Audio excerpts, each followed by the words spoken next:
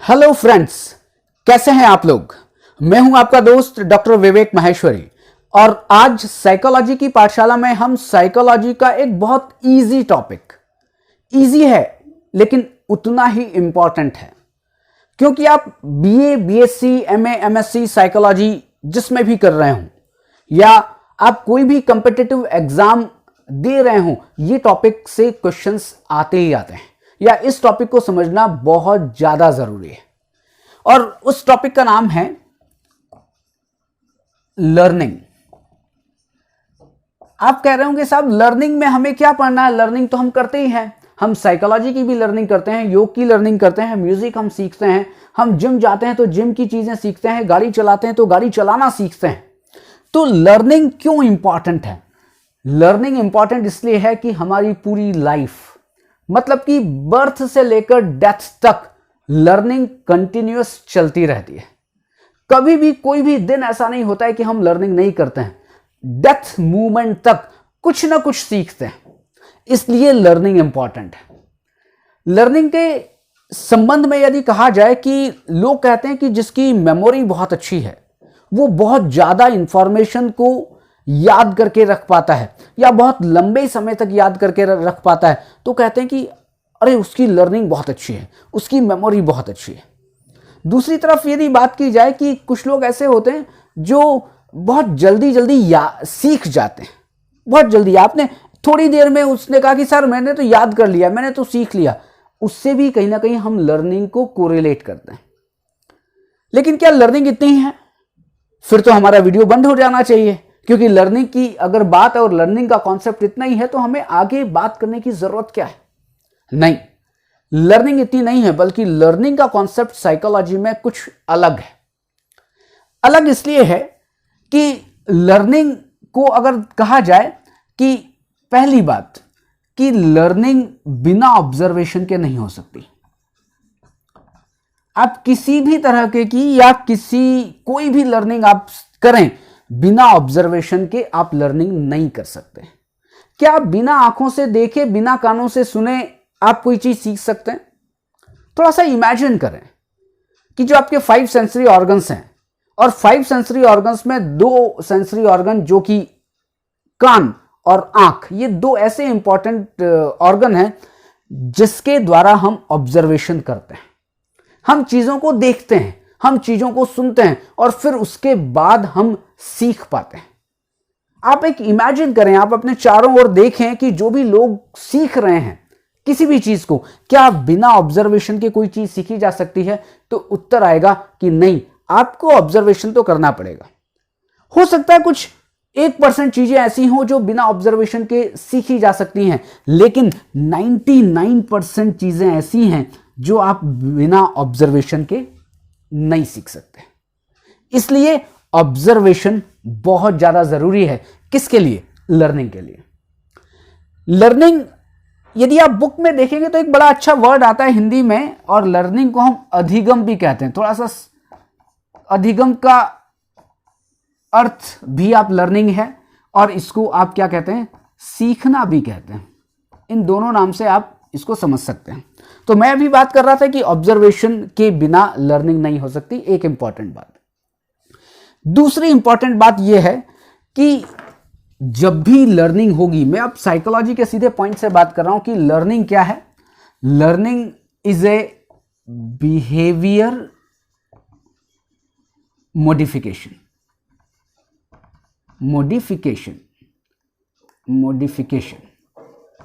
या हम इस तरह से समझ लें कि learning is changes in behaviour. कि लर्निंग क्या है? लर्निंग व्यवहार में परिवर्तन को कहते हैं और लर्निंग व्यवहार परिमार्जन को कहते हैं। 2 वर्ड आए हैं कि एक बिहेवियर मॉडिफिकेशन या चेंजेस इन बिहेवियर, दोनों बात एक ही है, क्योंकि दोनों में ही व्यवहार में परिवर्तन हो रहा है, आपकी आदतों में परिवर्तन हो रहा है, आप जो भी कुछ व्यवहार कर रहे हैं उसमें परिवर्तन हो रहा है। तो लर्निंग क्या है? Learning is a behaviour modification और learning is a changes in behaviour. लेकिन अब आप ये बताएं कि ये जो बिहेवियर में जो चेंज है वो मेडिसिन से भी तो आ सकता है। वो मेडिसिन से भी आ सकता है, वो चेंज फटीग से भी आ सकता है, वो चेंज कहीं ना कहीं मैच्योरेशन से भी आ सकता है। आप कहेंगे साहब किस चेंज की बात कर रहे हैं? क्या आप मेडिसिन लेते हैं तो आपके व्यवहार में परिवर्तन नहीं होता है?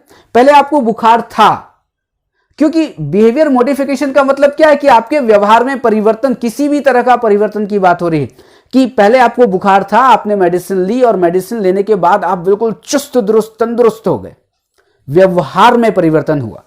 मैं अगर फटीग की बात करूं कि मैं जिम कर रहा हूं और मैं बहुत थक गया, थकने के बाद मैं कहता हूं नहीं मुझे नींद आ रही है, मतलब मैं बड़ा थका थका सा फील कर रहा हूं, क्या वो थकावट ने मेरे व्यवहार में परिवर्तन को नहीं लाया? या मैं कहूं कि मैच्योरेशन की, पहले क्या था, पहले मैं छोटा था, पहले मैं बच्चा था, बच्चे से थोड़ा सा फिर एडोलिसेंट में आया, फिर एडोलिसेंट से फिर टीन एज में आया, टीन एज में फिर मैं और बड़ा हो गया। क्या जैसे जैसे मैं बड़ा हो रहा था मेरे व्यवहार में परिवर्तन नहीं आ रहा था? बिल्कुल आ रहा था, लेकिन वो परिवर्तन जो आ रहा था वो मैच्योरेशन के था, मेरे विकास के कारण था। इसलिए यह समझना जरूरी है कि क्या सारे मॉडिफिकेशन को जो व्यवहार में होते हैं या सारे परिवर्तन जो व्यवहार में होते हैं और किसी भी कारण से होते हैं, क्या वो सभी लर्निंग है? तो फिर इसका उत्तर आएगा कि नहीं, वो सारे परिवर्तन लर्निंग नहीं है। क्यों नहीं है?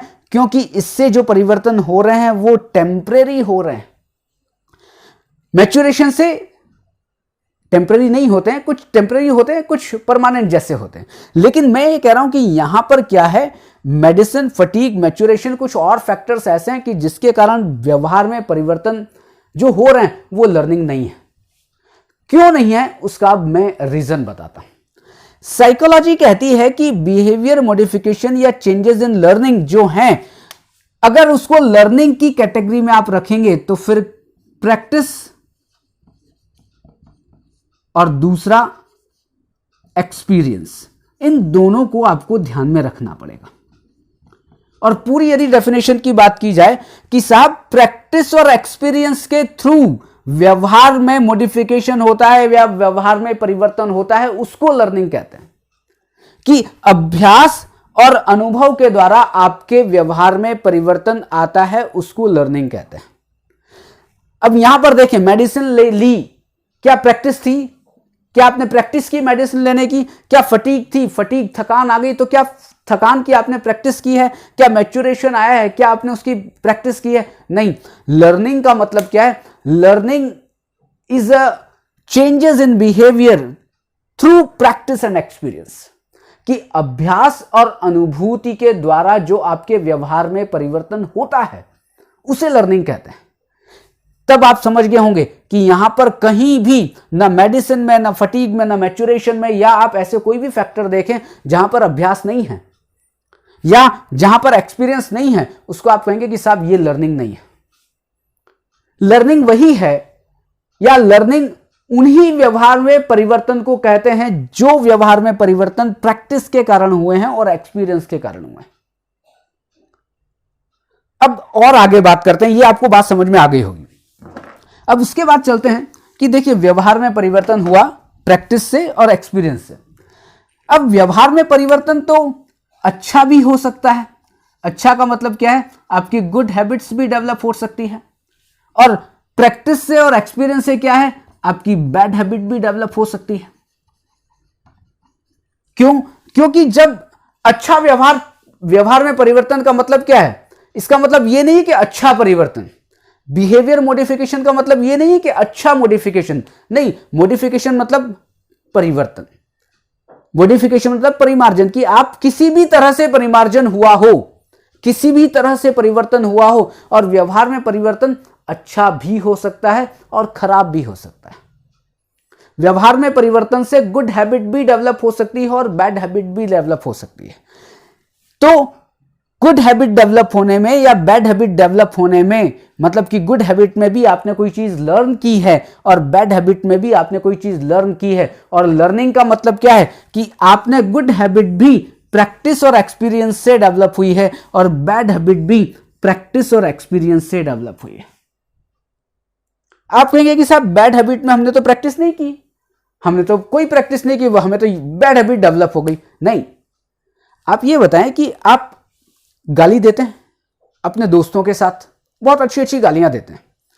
अब आप ये बताएं कि पहली बार आपने गाली दी, फर्स्ट टाइम आपने गाली दी, फिर दूसरी बार गाली दी, फिर तीसरी बार गाली दी, फिर चौथी बार आपने क्या कर रहे हो, गाली देने की आप प्रैक्टिस हो रही है, और उस प्रैक्टिस के साथ गाली देने के एक्सपीरियंसेस काउंट हो रहे हैं। तब क्या हुआ, अब आप ये बताएं कि गाली, अब क्या हो गया, अब आपने कुछ नहीं देखते, आपको कुछ दिखाई नहीं देता, जैसे ही कुछ अगर गड़बड़ हुआ बस मुंह से गालियां निकलनी शुरू हो जाती है। क्या आपने प्रैक्टिस नहीं की है? और एक चीज और समझ लीजिए कि आप ये देखते हैं कि पेरेंट्स के सामने आप गाली नहीं देते, लेकिन दोस्तों के सामने बिल्कुल प्यार मोहब्बत की बातें शुरू हो जाती हैं आपकी। क्यों?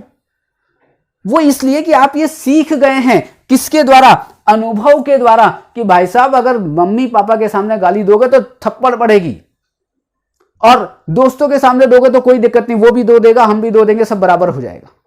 तो बैड हैबिट भी प्रैक्टिस और एक्सपीरियंस से डेवलप हो रही है, और गुड हैबिट भी प्रैक्टिस और एक्सपीरियंस से ही डेवलप हो रही है। और गुड हैबिट का बनना या बैड हैबिट का बनना क्या है, वो है आपके व्यवहार में परिवर्तन, या वो क्या है, वो है बिहेवियर मॉडिफिकेशन। इसी को हम लर्निंग कहते हैं। लेकिन अभी भी लर्निंग की डेफिनेशन पूरी नहीं हुई, अभी एक कॉन्सेप्ट और बाकी है। एक कॉन्सेप्ट ये है, मैं थोड़ा सा इसको मिटा देता हूं। हमने गुड हैबिट की बात की, बैड हैबिट्स की बात की, behaviour modification, changes in behaviour की बात की, प्रैक्टिस एंड एक्सपीरियंस की बात यहां पर की। अब मैंने अभी कहा कि सब व्यवहार में परिवर्तन होता है, किसके द्वारा, जब अभ्यास और अनुभूति के द्वारा, या प्रैक्टिस एंड एक्सपीरियंस, या प्रैक्टिस और एक्सपीरियंस, दोनों ही चीजें हो रही हैं। प्रैक्टिस एंड एक्सपीरियंस, अभ्यास और अनुभूति, प्रैक्टिस और एक्सपीरियंस, अभ्यास या अनुभूति। कभी कभी दोनों मिलके व्यवहार में परिवर्तन लाते हैं, और कभी प्रैक्टिस ला देती है, कभी एक्सपीरियंस ला देते हैं। तो मैं आपसे ये कह रहा था कि बैड हैबिट डेवलप हो गई, गुड हैबिट डेवलप हो गई, लेकिन यहां पर अब आप देखें कि व्यवहार में परिवर्तन हुआ। व्यवहार परिवर्तन हुआ, किससे हुआ, अभ्यास से हुआ, और उसके बाद अनुभूति से हुआ, जिसको हम एक्सपीरियंस कहते हैं। अब मैं आपसे थोड़ा सा बात करता हूं कि अब ये जो परिवर्तन होगा वो दो तरीके का होता है। एक जिसको हम कहते हैं परमानेंट, मतलब कि स्थायी परिवर्तन भी हो सकता है, और एक होता है टेम्परेरी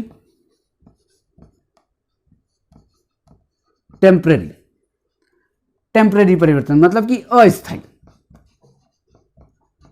अब ये दो तरीके के परिवर्तन होते हैं। पहले क्या हो रहा था कि दो तरीके की, अच्छा व्यवहार और बुरा व्यवहार आ रहा है। अब लेकिन व्यवहार में जो परिवर्तन है वो परमानेंट भी हो सकता है, टेम्पररी भी हो सकता है। अब आपसे क्वेश्चन है कि लर्निंग परमानेंट है या लर्निंग टेम्पररी है?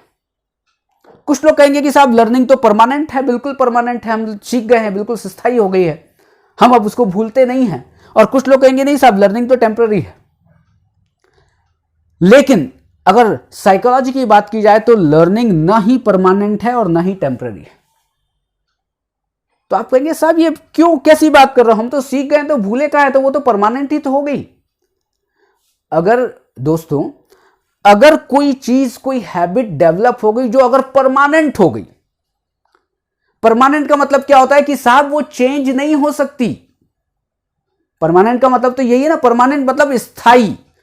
परमानेंट अगर कोई भी हैबिट डेवलप हो गई, परमानेंट कोई भी व्यवहार में परिवर्तन हो गया, अभ्यास से या अनुभूति से, प्रैक्टिस से या एक्सपीरियंस से, अगर वो परमानेंट हो गया तो फिर आप उसको चेंज नहीं कर सकते।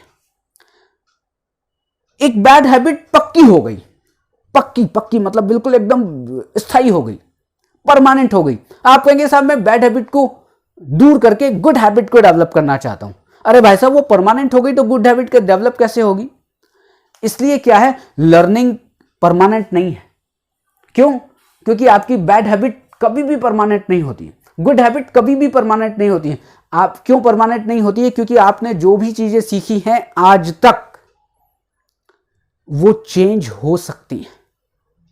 एक बार फिर सुन लीजिएगा कि आपने आज तक जो भी चीजें सीखी हैं वो परमानेंट नहीं है। वो परमानेंट इसलिए नहीं है क्योंकि आप उनको बदल सकते हैं।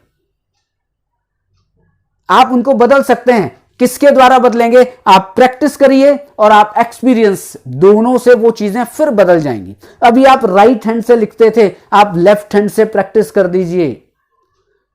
प्रैक्टिस करिए, प्रैक्टिस करिए, प्रैक्टिस करिए, लेफ्ट हैंड से आप लिखना शुरू कर देंगे। बाद में क्या होगा? राइट हैंड से आप भूल जाएंगे। इसलिए वो परमानेंट नहीं है और टेम्पररी भी नहीं है। क्यों? क्योंकि टेम्पररी का मतलब होता है फॉर ए टाइम बीइंग।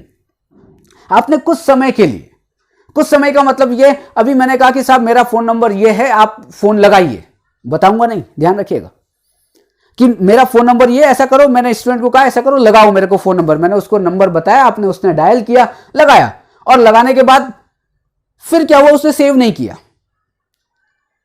और अब बताएं कि काम होने के बाद कुछ चीजें याद नहीं होती हैं। काम हो गया, आपने उसकी प्रैक्टिस नहीं की, वो चीज चली गई, सब ठीक है। फिर दूसरी बार, अरे सर वो तो नंबर ही मैं भूल गया था। क्यों भूल गए थे? क्योंकि वो टेम्परेरी थे, वो आपके व्यवहार में परिवर्तन हो ही नहीं पाया था। क्यों? क्योंकि व्यवहार में परिवर्तन के लिए तो अभ्यास करना पड़ता है, व्यवहार में परिवर्तन के लिए अनुभव का सहारा लेना पड़ता है। आपने सुना होगा ना, करत करत अभ्यास के जड़मती होत सुजान, रस्सी आवत जात है सिल पर पड़त निशान। मतलब कि प्रैक्टिस ऐसा है कि practice makes a man perfect. Practice ना करें तो लर्निंग नहीं होगी। विवेक सर आपका एक वीडियो सुना था, बस उससे उसको सुन के साइकोलॉजी याद हो गई। सब एक वीडियो को सुनने से साइकोलॉजी याद नहीं होगी। हर वीडियो को, मेरी नहीं, किसी की भी साइकोलॉजी की वीडियोस को सुनो, वीडियोस को प्रैक्टिस करो, उन कॉन्सेप्ट्स को प्रैक्टिस करो, अभ्यास करो, तब आपको याद होंगे। तब मैं आपको ये कह रहा था कि परमानेंट या टेम्पररी, पहली बात तो परमानेंट चेंज होता ही नहीं है।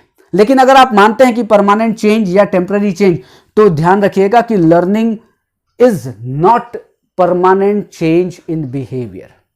Learning is not temporary change in behaviour. दोनों ही नहीं है, ना स्थायी परिवर्तन है, ना है टेम्पररी परिवर्तन। तो आप कहेंगे कि साहब फिर परिवर्तन कौन सा है? आपने तो ना स्थायी किया ना टेम्पररी किया। तो फिर एक वर्ड और आता है, जब भी हम लर्निंग की बात करते हैं, उसको इंग्लिश में कहते हैं relatively permanent change in behaviour. अब देखिए यहां पर क्या, यहां पर परमानेंट वर्ड है, लेकिन परमानेंट वर्ड के साथ एक वर्ड जुड़ा हुआ है, रिलेटिवली परमानेंट। रिलेटिवली परमानेंट का मतलब क्या है? उसका मतलब होता है अपेक्षाकृत स्थायी परिवर्तन। स्थायी नहीं है, अपेक्षाकृत स्थायी परिवर्तन है। अगर स्थायी होता तो चेंज नहीं होता। लर्निंग क्या होती है? Learning is relatively permanent change in behaviour through practice and experience. कि अभ्यास और अनुभूति के द्वारा व्यवहार में अपेक्षाकृत स्थायी परिवर्तन को लर्निंग कहते हैं। स्थायी परिवर्तन को नहीं, अपेक्षाकृत स्थायी परिवर्तन को, relatively permanent change in behaviour. मैंने ये नहीं कहा है कि परमानेंट चेंज इन बिहेवियर या permanent behaviour modification in behaviour, नहीं, मैंने कहा है रिलेटिवली परमानेंट, अपेक्षाकृत स्थायी परिवर्तन। और अपेक्षाकृत स्थायी परिवर्तन का मतलब क्या है? भाई साहब स्थायी है। आपकी हैबिट क्या है? स्थायी है, स्थायी जैसी है, स्थायी जैसी है। क्यों? क्योंकि जैसे ही हम स्थायी जैसी की बात करते हैं, कि अपेक्षाकृत स्थायी की बात करते हैं, इसका मतलब यह है कि उस हैबिट को चेंज कर सकते हो, हैबिट को चेंज कर सकते हो।